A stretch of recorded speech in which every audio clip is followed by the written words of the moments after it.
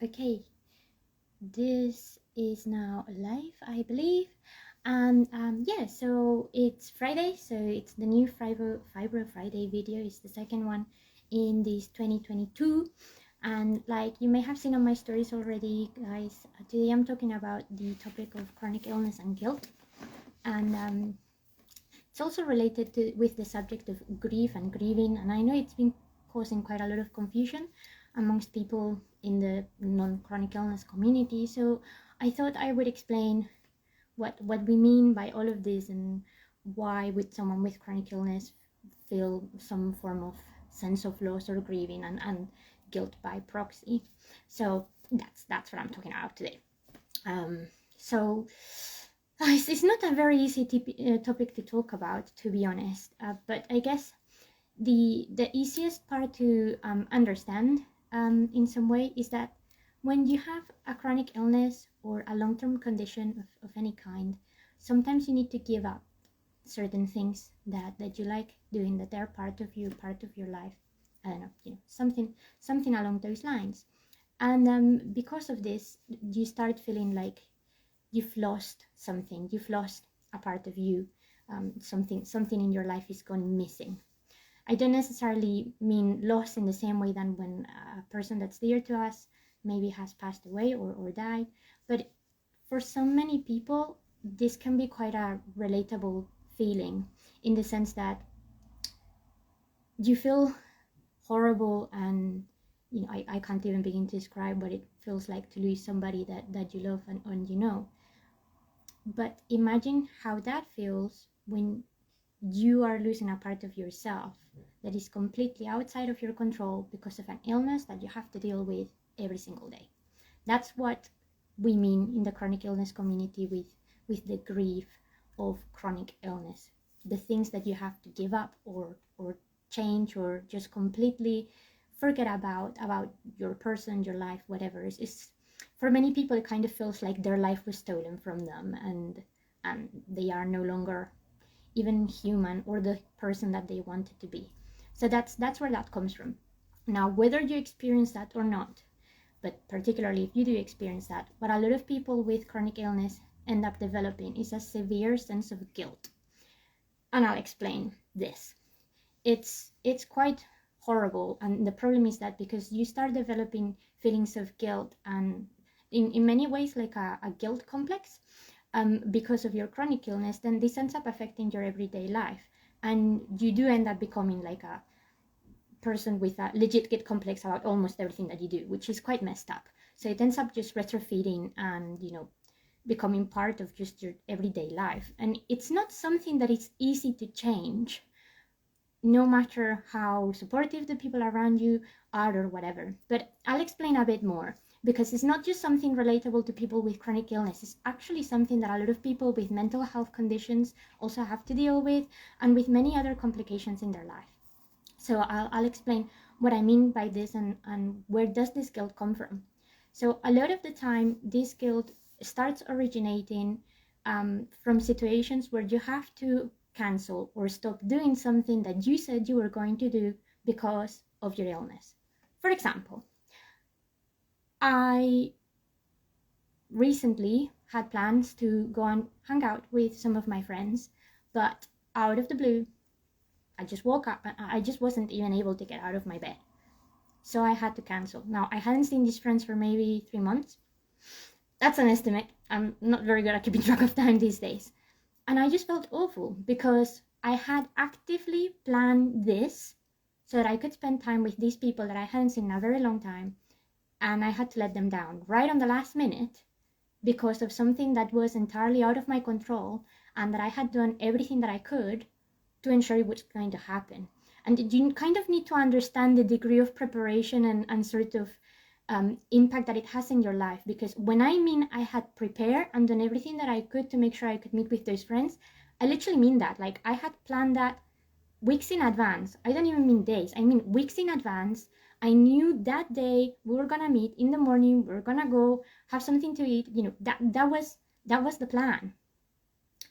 I had made sure that I had plenty of rest, that I didn't do anything the previous day that could potentially ruin my chances of going out. All of this, I had done everything that I could, eaten stuff that wouldn't have affect me enjoying a meal with my friends, not over exercise myself, not stress myself over stupid stuff that could potentially trigger a flare. Like, I literally almost spent the previous day and the days leading up to it being as calm as possible so I could enjoy this time. Regardless of that, morning comes, boom,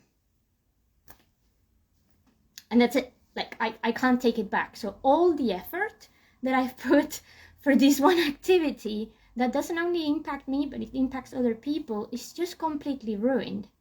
And even if people may be understanding, you just can't help but feel awful. Like, it's kind of like, when you've been preparing really, really hard for an exam and like you've given it your best, like you've studied so hard every single day, not just the last few days, weeks in advance, prepared to the top.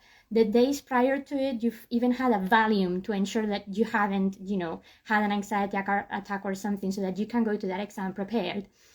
And you feel like you're ready for it and you know everything, and the morning of the exam you get ill and you can't go and have that exam. It's like it's like that, and it just generally makes you feel awful, because it's not just the amount of time that you've wasted or how hard you've tried. It's the fact that it kind of looks, particularly on the last minute, that you just cannot be bothered, or that you decided against it, when that's not the case. So you start fighting the feeling of letting someone else down, the feeling that you let yourself down and you work very hard to try and ensure something like this happened. And then you have to start having like sabotaging thoughts coming into your mind, intrusive thoughts coming into your mind about like, oh, what would people think? Maybe people mad at me. Are they just saying it's okay because they want to be kind? Are they saying it's okay because they don't want to make a fuss about it? Are they just saying it's okay because they're nice instead of being angry? It starts causing a lot of insecurities that make you feel even worse, because then you start feeling like you've ruined everything, and that feeling escalates really quickly. And that's just a common thing that could happen, but it starts accumulating and affecting many other different aspects of life. For example, if you're at home, you may start feeling guilty because you can't contribute in the same way that you may want to contribute. I don't mean just like from a financial point of view. There is a lot of people with chronic illness that can't enjoy a full-time job or a job at all, and being dependent from someone else makes you feel like a burden. So if you cannot compensate in some way, it is hard, because you feel guilty. You feel like you're not good enough, and you feel like you're imposing your needs and your issues on top of someone else's. If it's not even from a financial point of view, and it's just like things that you could do to help around the house, it's just as bad. And I'm particularly guilty of that. I'm quite an active human being overall. So if I cannot do active things or things that require me doing some kind of movement, it starts bothering me. And for example, if you live with other people and you not being able to do those things means that those people have to take something else on board, it generally starts feeding into that sense of guilt. Like, because of my hands and how they hurt, it is quite tricky for me to be able to do the dishes, particularly the dishes, right? And I know it sounds like a very small thing, but not being able to do the dishes is something that makes me feel bad and makes me feel guilty, because it means that my mess that I've created because I've eaten, I've consumed things, or I've cooked because I love cooking, is gonna end up being cleaned up by someone else. And that would be fine if then I could do something instead, right? Exchange a chore for the washing up. But sometimes I can't do that because the Hoover may be too much for me to pass around the house sometimes. I sometimes struggle just taking the covers out of a duvet. So it becomes quite hard. And then you see more and more of the things that you should be able to do, or that because of how you're taught and how society expects every human to contribute, you feel you should be doing, not being able to deliver upon them, and that reinforces that sense of guilt. It's the same when you are, for example, in group environments, particularly work environments, and you have to make everyone aware that you need certain requirements met to just be able to function, because it kind of feels like you are receiving special treatment and the others are being left out, so you feel guilty for that special treatment, which is within your right and that you actually need to function. But it starts sort of creating all of those layers of, oh my God, I'm responsible for all of this, like I'm causing this situation and I can't do anything to change it, it becomes a really heavy burden that starts piling up and just getting worse over and over. It's sincerely is really bad. And particularly if you suffer as well from the grieving process, then it just becomes a never-ending cycle, because you grieve not being able to be the able person that society, you, life, whatever expected you to be, for which then you start feeling guilty, which then reinforces the process of grieving, which reinforces the process of guilt, so on and so forth.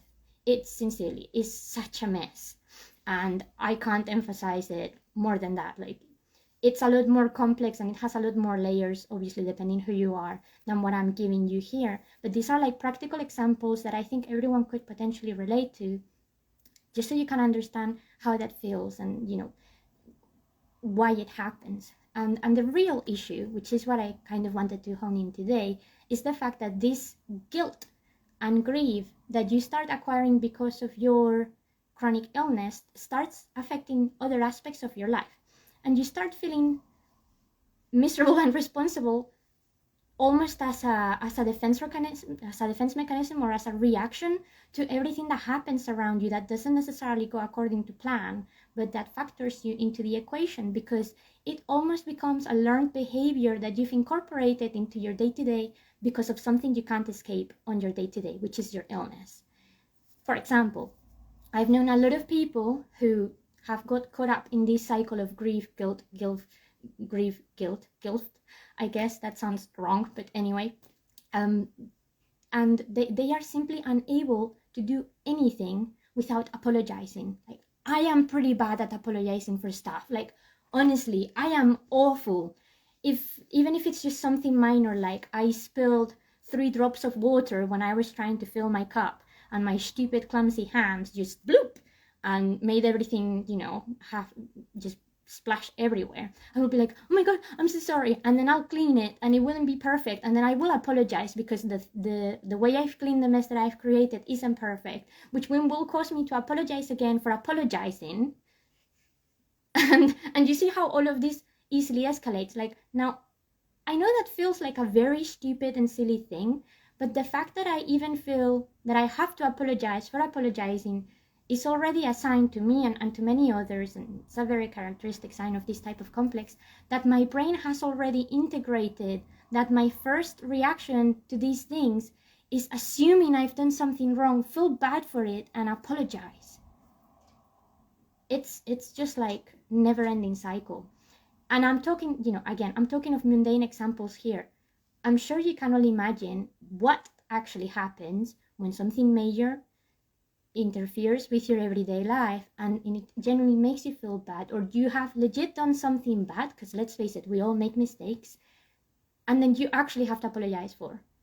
It's almost like a self-fulfilling prophecy, because in the back of your head you're almost constantly thinking you're responsible and you should feel bad about stuff, and then you do something wrong, legit wrong, that you can own up to, and by simply apologizing and accepting that you've done something wrong, it's like everything else piles onto it. Everything else that shouldn't have actually been your fault becomes your fault because you've made it so, because now you've made a mistake, therefore you truly must be sorry. I know that sounds probably quite like overwhelming and probably even quite confusing for many of you, but that's literally how it works. And it's a very, very hard topic for people with chronic illness to realize. Like, a lot of people that have chronic illness or long-term conditions or mental health don't realize they have acquired this guilt complex, or this feeling of guilt and grieving that is actually stopping them from being able to enjoy their lives and be a better version of themselves. Because strangely, or maybe not strangely, but quite correctly, once your psychology starts assuming you're always in the wrong and that you must feel bad, it's very hard to actually start feeling good about things that you do that may even be really good. Because in the back of your mind, you have the suspicion that you must, somewhere along the line and not notice, done something that will cause you some form of resent or remorse, and for which you should be guilty of. And that's awful. It's a very dangerous way of living. And, you know, like I said, it's not spoken enough about it, The grieving process, I think, is spoken about most because of the mental health community, and the grieving process in general just has, you know, a clear emotional reaction that people see. But when you just feel guilty and you apologize, people may not necessarily pick up on those cues. It's something that is a much more internalized process, and that doesn't always let the viewers or the people who are outside in. So if any of you live with chronic illness or mental health or a long-term condition, and any of the things that I've just told you about resonate with you, stop for a moment and have a thought about that. Are you doing that to yourself? Because actually a lot of the time what happens is that we cause that. You know, we self-punish ourselves is how we do it. It's an imposed behavior, a bad self-reflection. And if you are able to code on this, try and find ways of breaking this pattern. It's really hard, but if you start to being able to call yourself out, or even to admit, oh my god, I do actually have developed some form of guilt complex, it becomes easier because you're aware of it, and at least your brain can start recognizing the pattern. If you live with someone, or are friends with someone, or have someone in your life who may resonate with any of these things, please, please, please, please, please be there for them and help them understand that they are doing this to themselves. But, and I cannot emphasize this enough, it's not as simple as saying them, you don't need to be sorry, because that almost comes across as we should feel guilty for being sorry. We always talk about language and how we put things across in the chronic illness community, and using the right terminology. Now, there is not specific right terminology to talk about this, or to tell someone that they are developing habits that are not helping them and are in fact causing them a lot of damage. But I am sure we can all agree that you can be a bit mindful of the way you are expressing things. And if, for example, you find someone getting caught in that loop of, oh my god, sorry, sorry, sorry, don't tell them something like, you don't have to be sorry, or there is nothing to be sorry for, because it kind of puts it back on them to kind of comprehend that and then feel guilty for it. It's a lot easier to sort of open a conversation where you can just be accepting of the fact that they're feeling this way and help them diffuse it.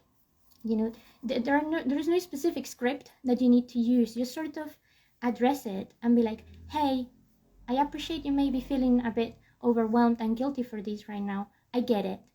That kind of empathy actually helps to open that door much easier, because that person realizes it's not just something that they feel, it's something that someone else actually has experienced, and therefore it becomes more human, and it stops being our burden and our guilt.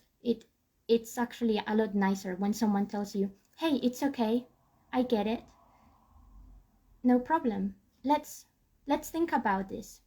Let's talk about it. Let's see, why do you feel that way? Instead of telling them, don't worry, nothing to be sorry for.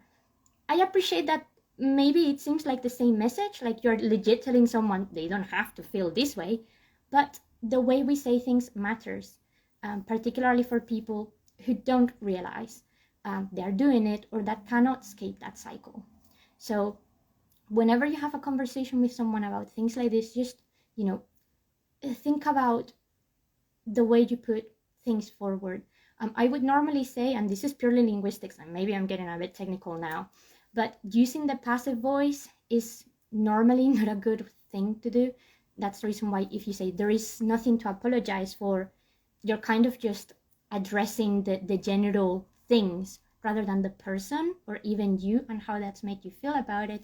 While if you actually say, it's okay, I get it, or I get you, and you're establishing that personal connection between you and that person by using the active voice, it makes it all sound a lot more empathetic, and it makes the message come across in a, you know, in a way that is a lot more receptive.